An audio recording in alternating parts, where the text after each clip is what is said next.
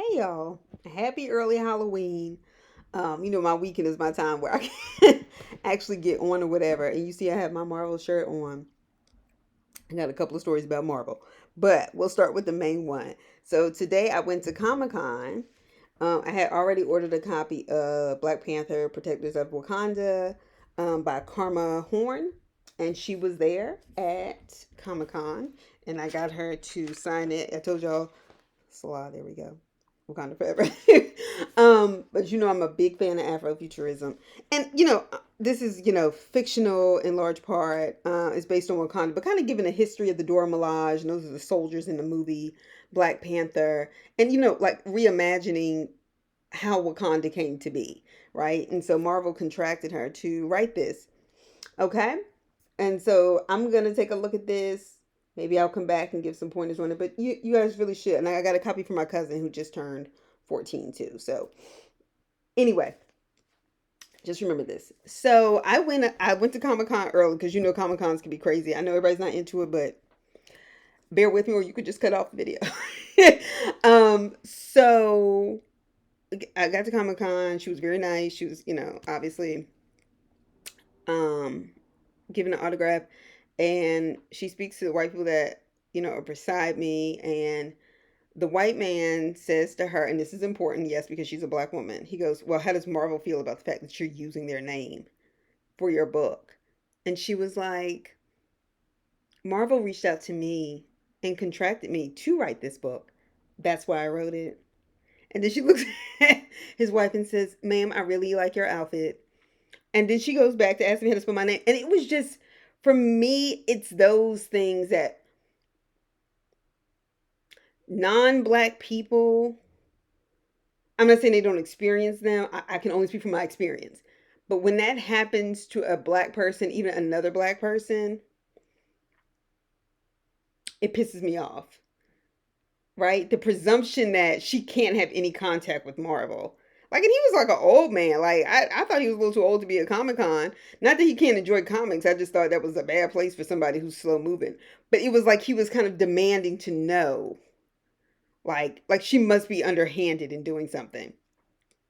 Anyway, I was charged twice for this, and I had already bought one.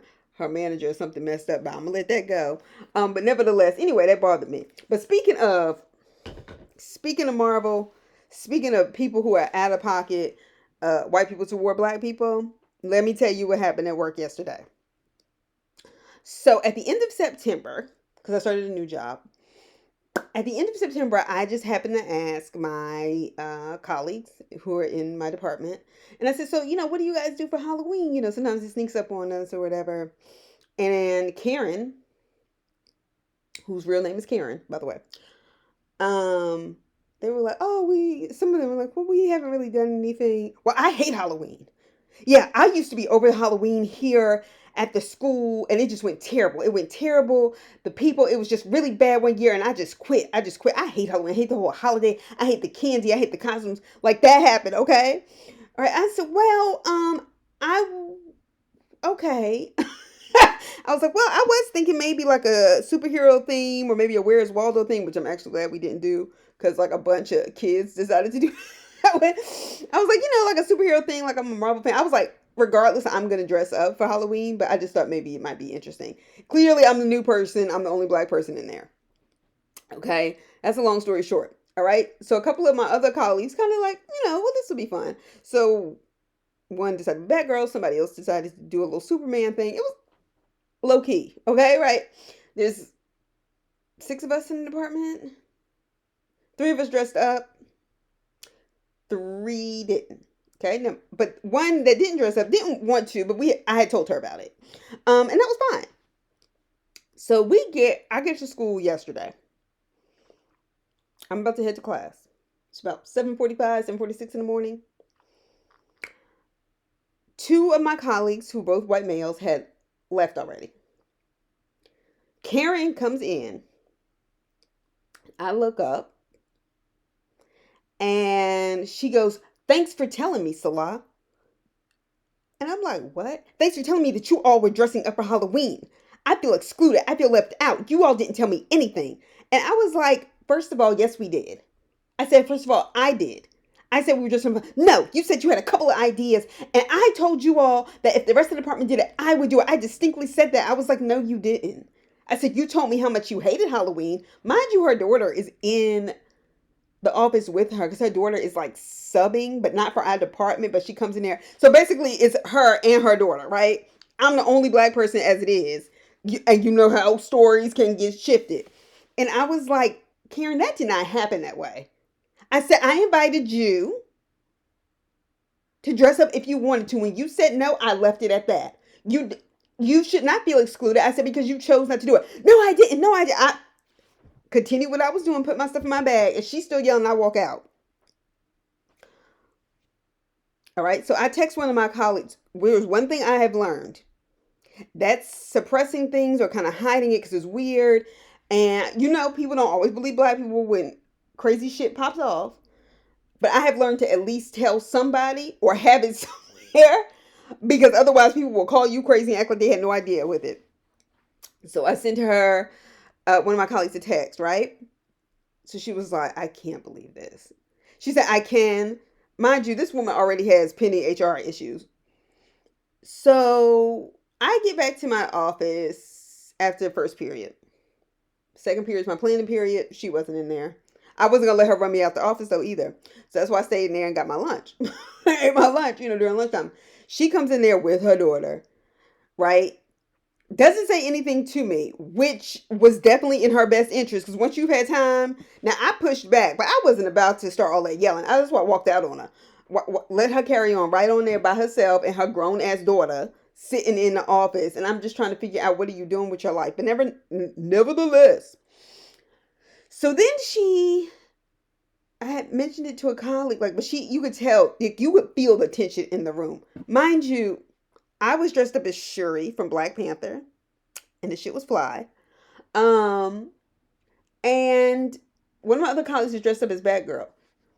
And when she left, she was like, Salah, look, I am so sorry. She said, but we've got to tell the department chair because this can't happen.